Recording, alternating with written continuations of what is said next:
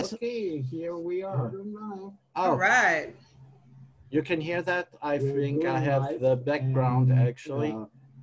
So we have still experience. okay, I think now we should be good.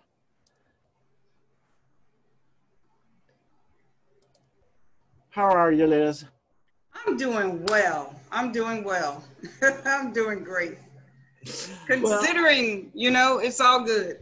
It's always It's so good. Yeah, well, it's yeah, got off to kind of a rocky start today, but I guess hey, that's what it is. But we have some very interesting guests, and I'm so happy. You know, we have Alex Montoya, we have Kana Kawasaki, actually from Hiroshima, also live, and we have Bill Cullins. Yeah, we have BZ Cullins. I mean, that's great already, you know, for the show. And, you know, with no further ado, I think, you know, I'm going to just invite them in. All right. That sounds good.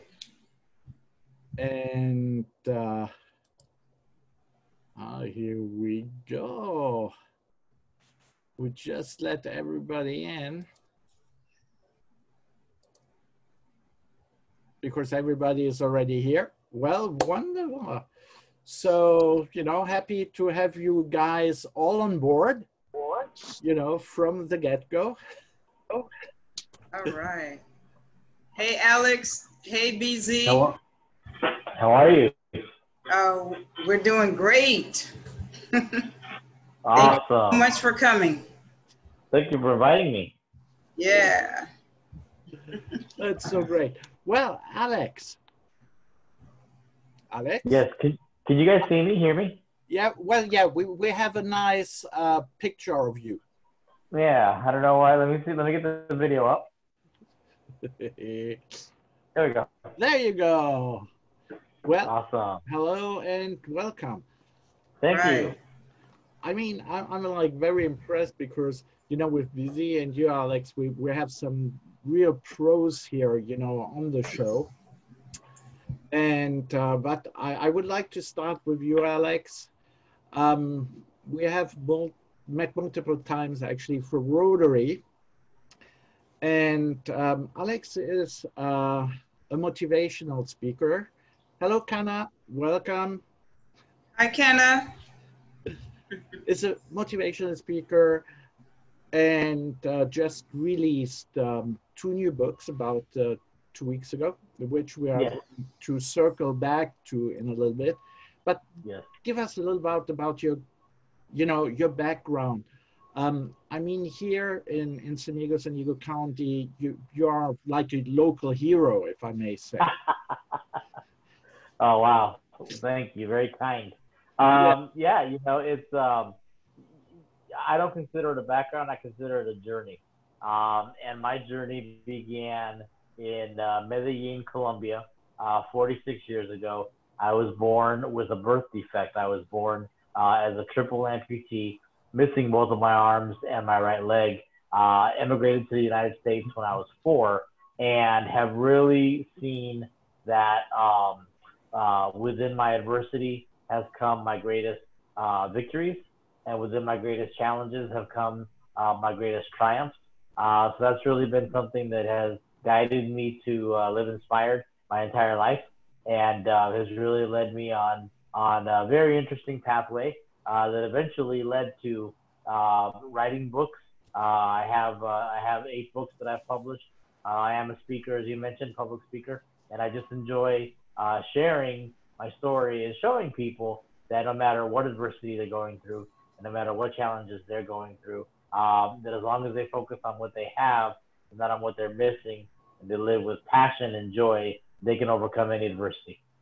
Yeah, and that's great. And I think that this time you made a real change because, well, 7 out of your 8 published books are really for adults. Right. And here you are, and you're writing a children's book. And I was very mystified. Well, mystified. I shouldn't say mystified, but you know, it's like Alex mastered the monkey bars. So, of course, I know you're in CERN, but people who don't know, there's like, as a triple amputee, you know, how even is that physically possible? Sure. Well, I wear 3 prosthetics. You can see my 2 arm prosthetics right here. And I have, you know, hooks at the end of my 2 arms. The Alex Masters of the monkey bars was my decision to kind of tell a favorite childhood story of mine and really make it educational and show kids, number one, that they can persevere and do even things that they think is impossible. But number two, to learn the greater lesson of making friends with people who have disabilities. And I had never written a children's book in my life. I had to do a lot of research on it and figure out how exactly one goes about doing that. But I pride myself both as a writer and just as a person in taking on new challenges and not being afraid to take on new things. And I decided, you know, that it was very appropriate to do something I had never done, do a children's book, and write it about an adventure in my life where I had never done that. I had never gotten on the monkey bars, and as a kid, it was just something that I wanted to take on in order to fit in order to be with my friends, and again, to prove that just because something looks impossible and something doesn't look like it's attainable doesn't mean you shouldn't try. Right. No, I mean, we have to really applaud you for that. And that brings me to your next step. I mean, yes, you have written the book now, but before you created your motivational speaker company. So was that going, you know, looking into retrospect, you mastering the monkey bars, the first step to creating your company? Yeah, you know, it's kind of funny. Something like that was about 40 years apart. But yes, when I first mastered the monkey bars and first took on that challenge, I was only about 6 years old, and seeing that it was so invigorating and so inspiring to take something on of that magnitude at that age really inspired me the remainder of my life. I'm very fortunate to say that I was one of the first students mainstreamed from disabled education to regular education in San Diego County, and I went on to a great education, University of Notre Dame. I was able to carry the Olympic torch in 1996 for them, and it really developed a mindset for me of go for the gold, try your best in life. I think when life throws adversity at you that's meant to stop you and meant to limit you, you become more inspired to do more if you let it. You know, I think probably the most unfortunate people in the world are the ones that have it all and the ones that have no challenge or no adversity, because it's very easy to get stuck into just doing the bare minimum. But because I have my disability, I've always had that mindset. I've always had that mindset, and it started that day on the playground of you know, try new things, try different things, do more than you're expected to do more than you are being told that you can do. Don't be afraid to dream it. Don't be afraid to envision it, and just go for it. And that's really led to great things. I worked in sports, working for the San Diego Padres baseball club for about 10 years, and that really became a great platform for me to share my message. And then 5 years ago, in August of 2015, I started my own company because I really felt like it was important to tell kids and families and anybody that they can't let challenges stop them. It really was the starting point for me of being able to spread that message. No, it's really, you know, it's, please Go Yeah, ahead. I do. I have a question also. So Yeah. what type of training did you actually go through for, to be a motivational speaker? Did it just kind of come? And yeah, so how did that work? Your speaking and communications. How did that Sure. work? Mhm. You know, I wouldn't call it training as much as I would call it just a willingness to learn. Because growing up, I really had a fear of public speaking, as most people do. I am more naturally a writer, and writer has always been my first love. Ever since I was 10 years old, I knew that I wanted to be a writer someday. But then I actually was called upon to give a speech at a graduation at my junior high. My junior high school asked me to be the keynote speaker, and I was scared and I was trembling, but I just kind of poured my heart out on stage. And when I saw the reaction, I said, "Oh wow, this is really great. This is something that I could really get into." But then I saw that if that was going to be an important part of sharing my truth, that I needed to be a lot more comfortable with it, and I just needed to get better at it. So I'm studying speakers all the time. I study anyone that ever does any sort of presentation, whether it's clergy or elected officials or any newsmakers at all, stand-up comedians, even anyone that ever is ever on stage in front of an audience. I always have a world of respect for, and I always study what they do. I think that's something that can be applied to really any field, whatever you want to master. Just watch the people that are doing it the best, and you can certainly learn from that. But I will say the same thing about writing that I often do, speaking that I often do about writing, which is you're never going to get better at it unless you do it. So I try to do some form of writing and speaking every single day, even if it's just making a video and posting it on my social media. I really think that writing and speaking are both two things that you need to do over and over and over and over to find your voice, to figure out who your audience is, and to just get more comfortable doing it. Because it's not just a hobby, it's not just a skill. It should be your craft. And if it's your craft, then it's something that you want to work at, that you want to work at every day. Right. And then it's, oh, No, go ahead, Liz. okay, yeah. So it's different when you're actually born with a disability opposed to developing a disability at a later age. So I wouldn't even say that it makes it easier, but it's a little bit Different. different. You Sure. seem so very comfortable, and you are really blessed to be here and to do what you're doing. A lot of people, they don't look at it like that. They, are kind of fearful of a disability, but you're handling Right. yourself very well, and I Thank you. appreciate that. Thank you. Absolutely. It's interesting because I oftentimes will remark that I consider myself incredibly fortunate that I was born with my disability instead of acquiring it, because this is all that I've ever known. This is all that I've ever known, and I had to learn from day one how to adapt, how to adjust. I didn't know any other way. I oftentimes will speak to people who either were in accidents or maybe are military veterans, and I know it's a little bit tougher. And I tell them off the bat that they have experienced something that I have not experienced, because maybe they had their limbs before, and so therefore there is loss.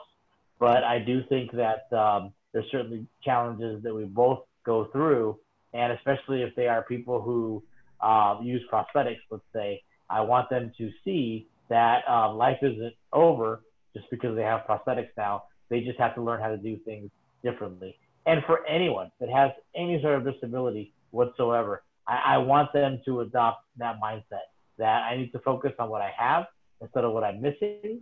And I need to just continue to live life as passionately and attack life as best as possible, because that's something that all of us can do.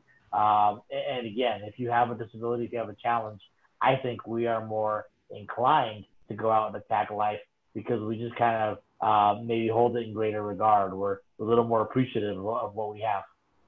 Yes. Alex, what is the easiest way, for our viewers to actually contact you if they would like to have you as a motivational speaker or guest speaker at one of their events? Sure. They can just go to my website, which is www.alexmontoya.org. That's alexmontoya.org, and send me an email through it. Or they can just email me off the bat, alex@alexmontoya.org.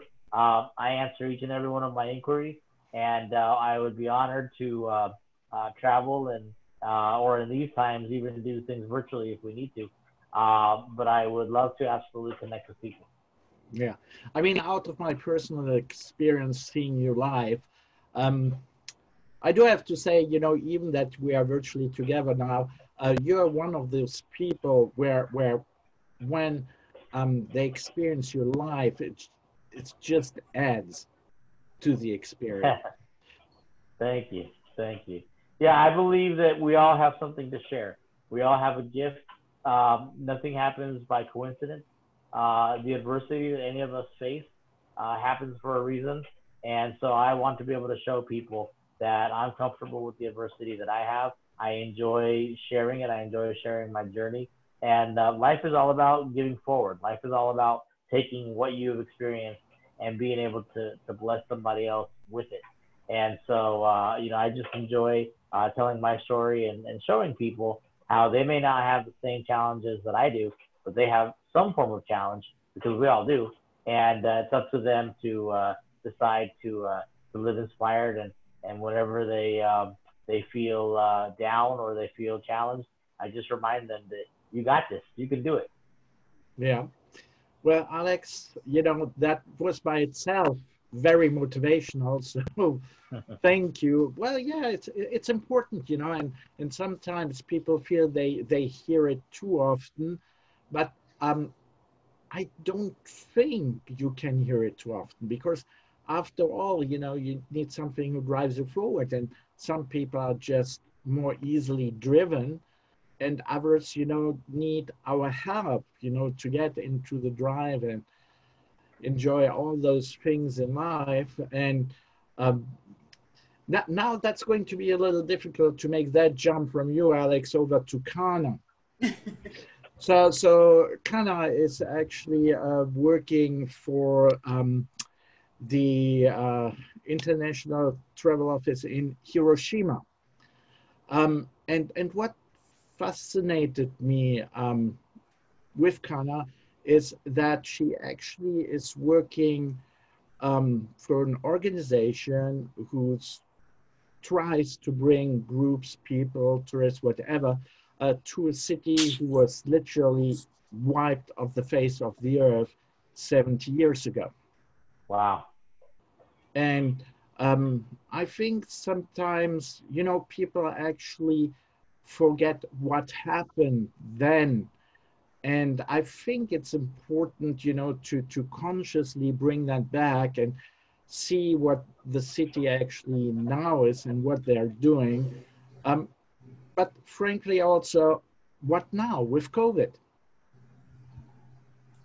Yes, go ahead.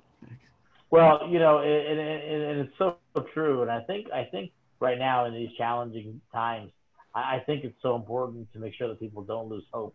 One thing I really tried to stress during this COVID time and during this time of quarantine is to really stop and reflect on where we're at in life. I mean, it's a great reset for all of us. All of our lives have been impacted. All of our lives have been slowed down. And so it's a time to kind of see where am I? Am I living with purpose? And also, how can I maximize this time? Who is the person that I want to be when all of this ends, whenever it ends? And so for me, I knew that I was going to have a lot of time to write. And so I sat down and literally completed 2 books during the first 4 months of COVID. And I think every person just needs to be able to look at themselves in the mirror and just kind of ask the questions of okay, where's my life right now? What adversities am I facing? where do I want to be and who do I want to be, let's say 2 months from now, 3 months from now and beyond, and how can I make the most out of this time? How can I make the most out of this, and, you know, knowing that life is all about attitude and viewpoint, how can I view this as an opportunity? Well, Right. I'm just going to take this like it is, throw it over to Kana, and let's hear it. Where are you in your life, Kana? Where are you? Me now? Good. So, first of all, thank you for inviting me. And this is so amazing to be here. And then thank you, Alex, for inspiring story. Yeah.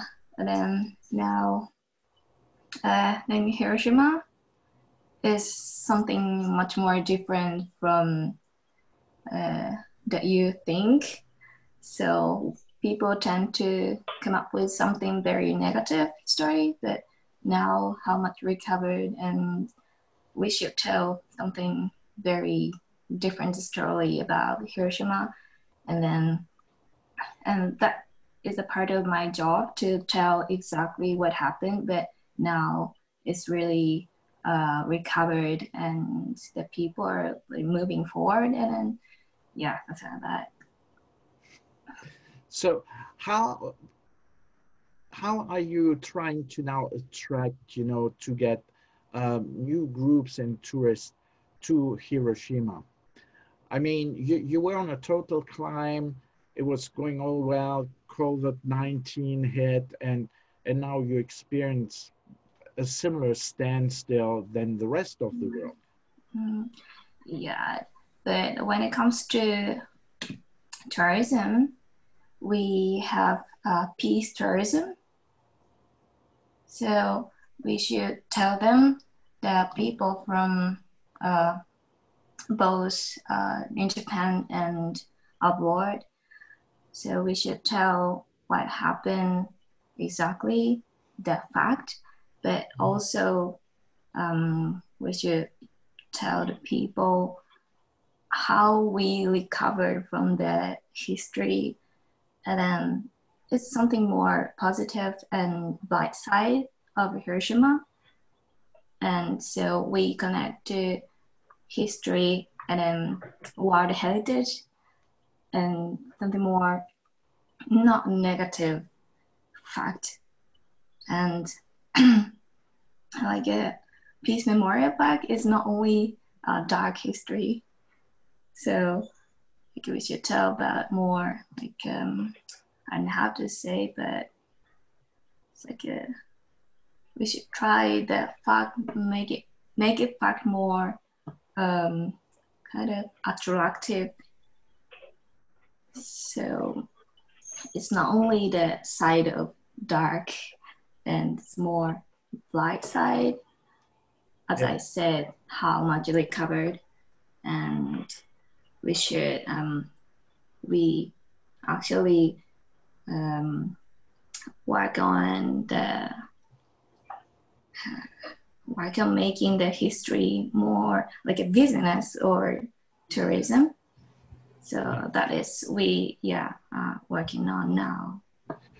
So what would you say are now the most attractive parts about Hiroshima?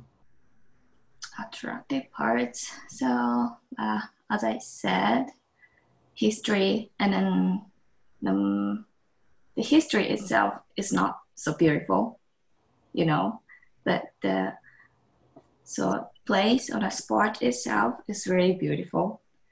Mm-hmm. So when they come to Hiroshima, they found it very beautiful, and then at the same time, they knew they have to know their history, and which is really negative one. But it's not only about Peace Memorial Park. So have you ever heard of Miyajima Island, you guys? No. No. Anybody else? I have not. No. Okay. But there was a really very beautiful place, which is the other world-headed site. So there is a boat from Pismore Park to Miyajima. So two water-headed sites are connected. So this is really attractive place, and then that I always introduce, which is really beautiful place and an attractive place in Hiroshima. So right now, if someone wanted to travel to Hiroshima, are there any travel restrictions, or is everybody has to wear a mask, or what's happening right now? To be honest, we haven't experienced any lockdown situation and a quarantine situation in Japan, but just wearing the face mask, and so when you in the shop, you have to keep social distance in the register, so in line, so like 2 meters, at least 2 meters of people, but yeah, just only 2 things for now. I heard, go ahead, Liz. Yeah, I like the idea that they said now possibly people in Hiroshima are going to start doing the bow instead of shaking hands. I thought that was a really cool idea. Yeah. So have you guys started that yet? So like you said, you check the video on LinkedIn, right? Yes. Yeah. So it's a very basic greeting, so it never changed. Oh. Even though we're in this situation. I guess it's very interesting and unique have it in Japan, but yeah, just all the time bow and yeah, something. So coming a little bit, because I love food. So what is one of the specialities you would recommend if someone travels to Hiroshima? I mean food. Food. Okay. Or a restaurant, what you would say, which represents really, the local cuisine. Okay, so I guess 2 main local cuisines we have, and the one is okonomiyaki. It's really hard to pronounce for you guys, but okonomiyaki. Yeah, okonomiyaki. Yeah, that. Actually, BZ, how would you pronounce that?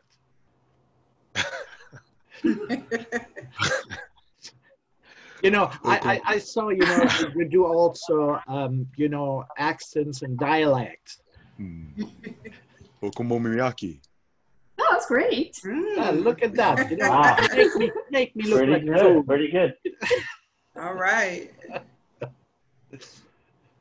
So, sorry, Kana, that I interrupted you. So, okonomiyaki. Okonomiyaki. It's like a savory pancakes, but it's really special from Hiroshima because lots of veggies and something layered. I don't know, it's like a cakes, but actually it's really savory. And once you taste, I'm sure you're into it. And yeah. And the other one? The other one is oysters. Oh, wow. Yeah. Everybody's waking up oyster. Oh. Yeah, you've never heard of the Hiroshima's oysters place, but it's really, really fresh. And to be honest, Hiroshima is really famous for seafood, so yeah, it's really good. I'm sure that Hiroshima is the best place to taste it in Japan. That's good. Well, I think, that gave us, a picture, and at least I know going to go for Oysters. And Liz, may I throw from Kana to you to BZ? Yes, The yes. introductions. So I'd like to introduce our last guest, and it's BZ Cullins. Hey, BZ. Hey, how we doing? Joining us from Las Vegas, and he is an actor, and he does voiceovers. And he has done quite a few documentaries also. So BZ, could you tell us a little bit about yourself and what you do? Absolutely. First, thank you for having me. I really appreciate it. I'm honored. I'm an entertainer, but my journey began primarily, I do voiceover work. For those who don't know, if you're watching a commercial, if you're watching animation, it's the voices that you hear behind what you see. So that's primarily where my work resides. In recent years, I've transitioned to on-camera work. So I've booked, some small parts in, feature films, a little bit of television and commercials. But the majority of my work is in voiceover. So, the cool thing about voiceover, one of the greatest things about it is you can work from home. We don't have to travel studio to studio to studio anymore.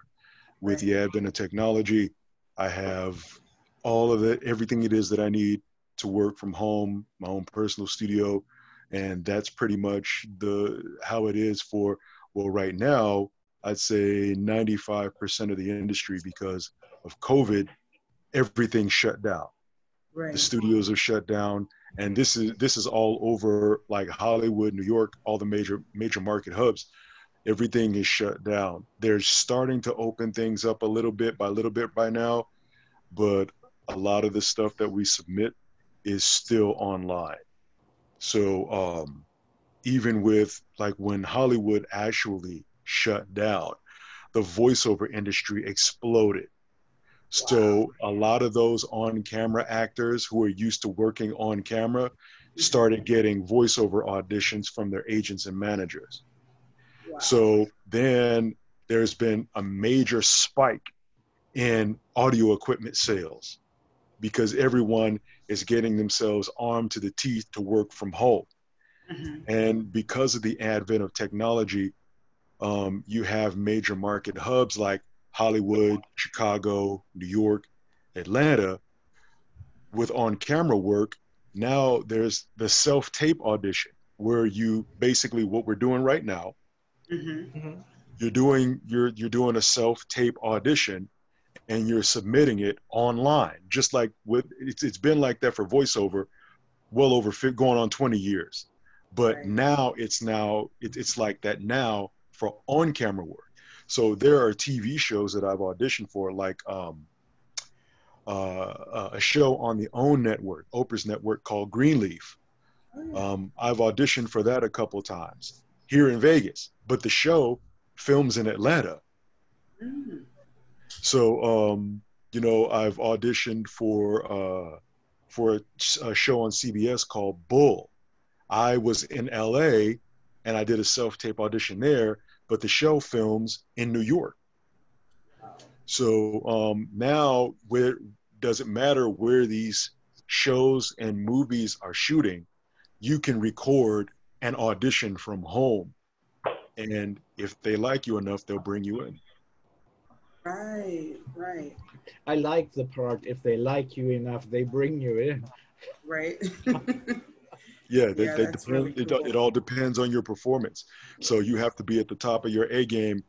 Even now, with the quarantine situation, the game hasn't stopped. It's only slowed down, but it hasn't stopped. So you still have to be on top of your A game, and you still have to deliver bookable performances. Right. So has it actually affected your work, with the different stipulations that they, have in place now? Has it, directly impacted your work? It's impacted my on-camera work, yeah. My voiceover work, no. The voiceover is business as usual. And I mean, one of the greatest things about voiceover, being that you're doing it from home, you can work in your pajamas if you wanna. Right. No one can see you. All they're doing is listening to you. So that's one of the greatest things about voiceover. So for me, the only change that's happened for me in voiceover is I also coach voiceover and I also produce voiceover demos. The only thing that's changed for me in voiceover is that I've been picking up a lot of students lately, a lot. So I still have income between my voiceover work, and now, as a matter of fact, I'm going to be producing 2 demos I'm working on today. I had 2 students today. I have 1 tomorrow, and so far I have 3 demos in the pipeline. So I'm still busy. But then the beautiful thing about it is all the work that I'm doing from home. Right. That's awesome. That's awesome. And you also have a radio show? Yes, I do. Actually, 2. Both of these shows are on the same station, and I have a Thursday show which goes up at 6 o'clock. So it's almost 5 o'clock my time now. So I'll be having to skate to the station. But the 2 shows that I have, I'm sorry. You said skate to the station. Yeah, skate. Oh, escape. That's like, I was like, oh, I had a good visual on that one. Yeah. So I got to skate to the station. All right. But yeah, I have a show on Thursday. My Thursday show. Both of these shows are on the same station, and the station is a Christian-based talk radio station. So, and the thing is I've never wanted to do radio. I never wanted to do it. I've been told for the longest time, oh man, you should be on the radio. You should be doing the Quiet Storm. You should be doing the Midnight Drive and stuff like that. But I'm like, no, I don't want to do that. But due to the fact that, this was a Christian station, I'm like, I've been given a gift by God. I can't be arrogant and not, like Alex said earlier, you share your gifts, it would be arrogant of me not to share my gift. So I'm like, okay, this is kingdom building. I can't refuse it. So lo and behold, I've been doing radio for 5 or 6 years now, even though I didn't want to do it, but I don't mind doing it now. So the first show on Thursday is called Forgiven, and it's revolved around the family unit, keeping the family unit as a cohesive unit with biblical principles. And then the Saturday show is usually at 2 p.m. Pacific time. It's called Open Book Radio, and we interview authors, musicians, small businesses, spoken word artists. It's basically an interview show, very much like this one. Mm-hmm.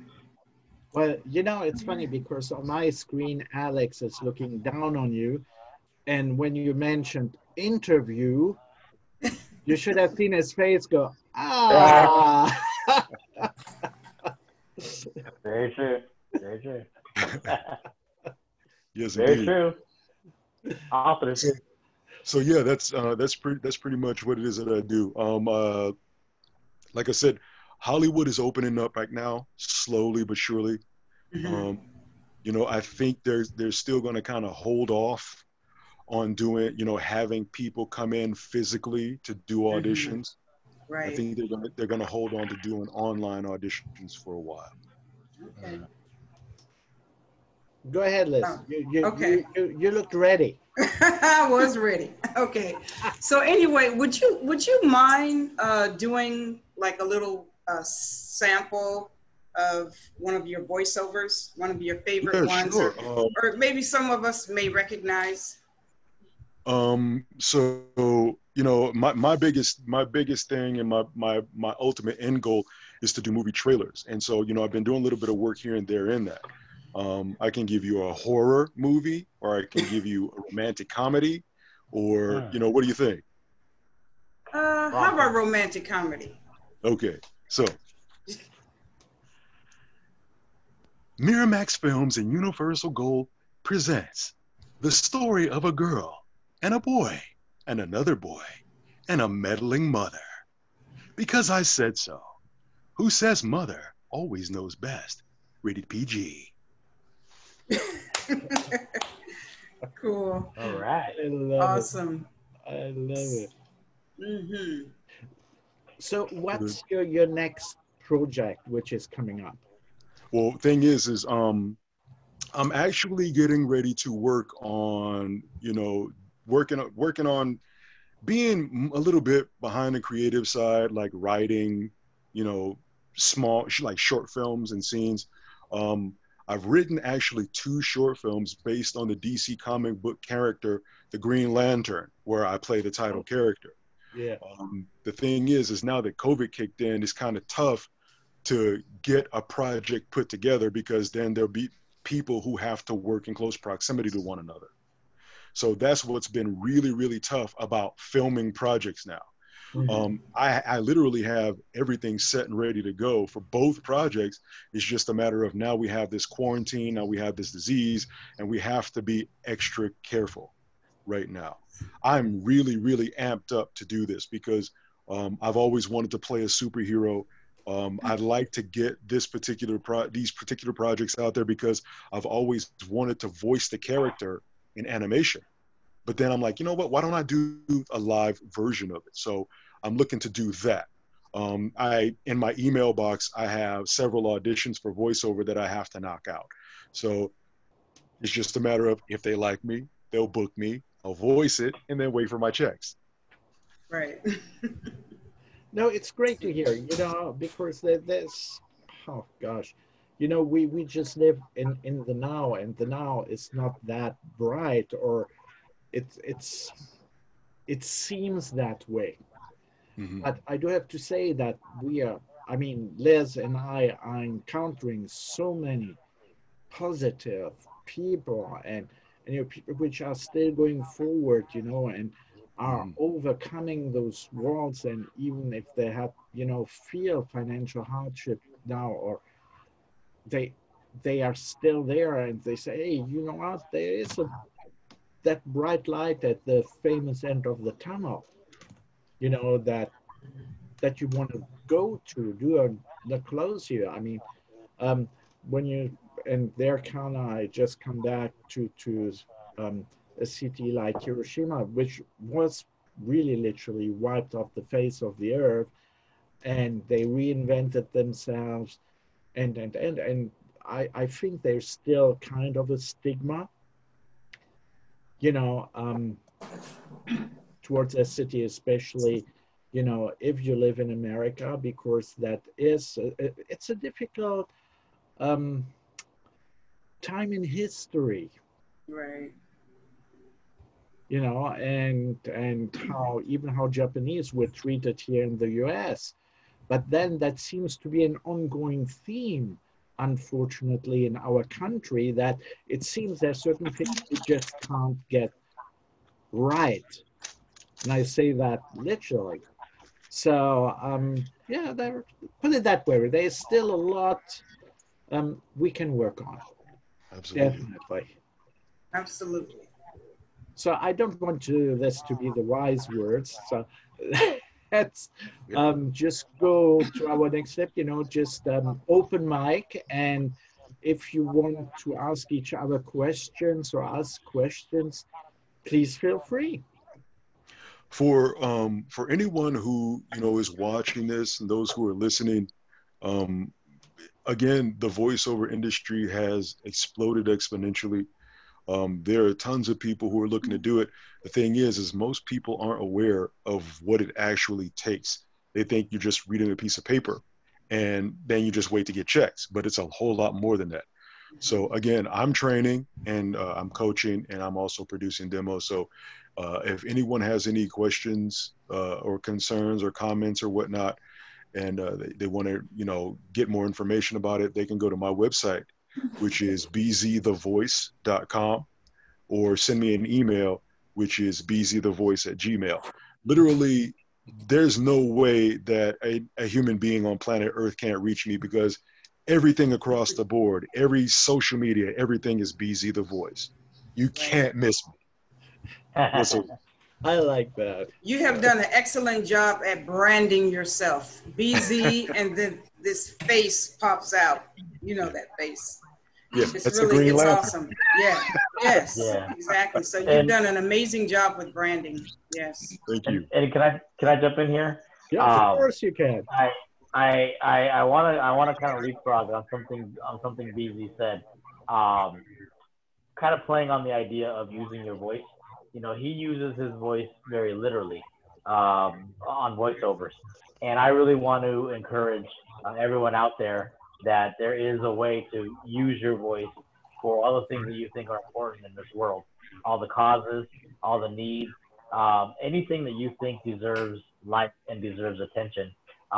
You know, use your voice. We all have a platform. We all have special abilities. We all have special experiences that no one else has had. And I love the fact that he's literally using his voice professionally and you know, in a way to make a living. But that also can be amplified through, you know, using your voice to make the world a better place. No one has the experiences you've had. No one has the perspective that you've had. And so you can really impact change in this world. Don't ever be discouraged by thinking that you can't make a difference in something. When you use your voice and bring clarity to troubled situations, you make an impact. That's right. Exactly. That's right. Don't start preaching, brother. Love it. That's right. Yes, indeed. That is, it's interesting. It's interesting, and no, I'm so glad to hear, you know, that it's still about, you know, positiveness and not the grayness or darkness, you know, that people are experiencing. And yeah, I mean, Liz knows too how it is to go through challenging times, and it's good when I see each other, you know, connecting to everybody and speaking to everybody. And thank you for being on the show, because it's good to show, yes, we do have problems, but yes, we are also willing to overcome. And that's Right. the most important message out there, I think. Exactly. You know, I have a question for Kana. How me being a fashion designer, how is the fashion there? Fashion. Yes. Okay, it's kind of an unexpected question. Okay, so when it comes to fashion here, it's really unique. It's totally different from Western style. Yeah, but to be honest, for me, this is really my opinion, but a little bit boring. No. Kind of conservative. Could you describe the fashion a little bit? So that people follow the trends, so everybody looks the same. Okay. Yeah, so the same trends, same fashion designer, same brand, so everything look the same. Just not a different color or something. And yeah. Okay. Is it I prefer to more, Western style. the style they're having, is it a very relaxed style, or is it a very formal style? For now, it's really relaxing style. It's the most of people wearing very loose t-shirt and baggy pants, and More for comfort, huh? yeah, comfy, but Yeah. people like the same. Okay, I got it. It's not like you expect, you know, you go to Japan and they look all Japanese. No, they look fashion style the same. My fit, but yeah, you know, but we have in Japan we have traditional style, which is kimono style. Okay. Yeah, one of my hobby is wearing kimono, so I want more people to wear kimono often. I think that's awesome. That's pretty traditional. You know, that's pretty cool. Mm-hmm. Thank you. Yeah. It's not like when I run around in my lederhosen and people think it's funny. Yeah, kimonos are definitely way more stylish. That's for sure. Yeah. But it's too hot now. Right. Oh, I'm sure. You said it's hot. How hot is it out there? What? Sorry. In Hiroshima, how hot? What's the weather like? It's now 30 degrees. What? 30 degrees? No, Yeah. Celsius, not Fahrenheit. Oh, Nah, sorry. like, ooh. Not that cold. So like Okay. 90. Yeah, but now it's rainy season, so super humid here. Mm. Mm. Yeah, we're getting like 108, 109. Yeah. Las Vegas. Yeah. Yeah, well, I just drove to Las Vegas actually on Sunday on my way back from Sun Valley. And you know what? It was like in the old times. I couldn't believe it. It took us from Las Vegas to San Diego 7 frigging hours. Wow. Is that a Sunday or a Monday? It was on Sunday. That's why. And I'm That's like, why. yeah. But I'm like, hold on. Where is all that social distancing? Yeah. You know, I sincerely, I didn't expect to hit traffic like that. Well, the thing is, out here in Vegas, what they did is they started opening things up in phases. And so with the second phase, they started opening up a couple of hotels, and they opened up the pool area. And just like in Los Angeles and Florida, everybody crowds toward the water. Yeah. And now social distancing is out the door, and now you have more COVID cases. And Right. so that's exactly, and our COVID count went up a little bit because of that. And then, whoever came into town, their COVID counts went up, going back home. It will sure be, yeah. There are some people who came into town, and then that's why it took you so long to get back. Because if you travel back on a Sunday or a Monday, forget it. Unless you leave at like 3 a.m. Well, I learned that. But like I said, since I was coming from Sun Valley, I really wasn't prepared. And it was kind of interesting. The Sun Valley is one of those places, which is kind of recluse, because it's hard to get to, really. To take a plane to go there right now, it's nearly impossible. So you have to drive there, and the hotel occupancy overall was about 50%. So the town really seemed empty.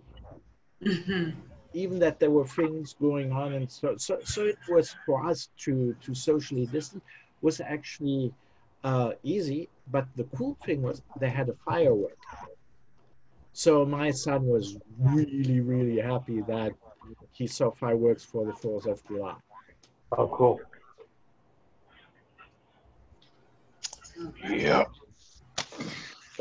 So I have one more question. Go ahead. For Alex. Sure. Do you have anything lined up motivational wise, like online? It's been really interesting. That has been the biggest impact to my small business, is all of the conferences and events that I had scheduled for the spring and summer have all been pushed back. So I've had to switch to online and virtual presentations. I don't have anything that are public events right now, but I do hope to. I'm in negotiations for some right now.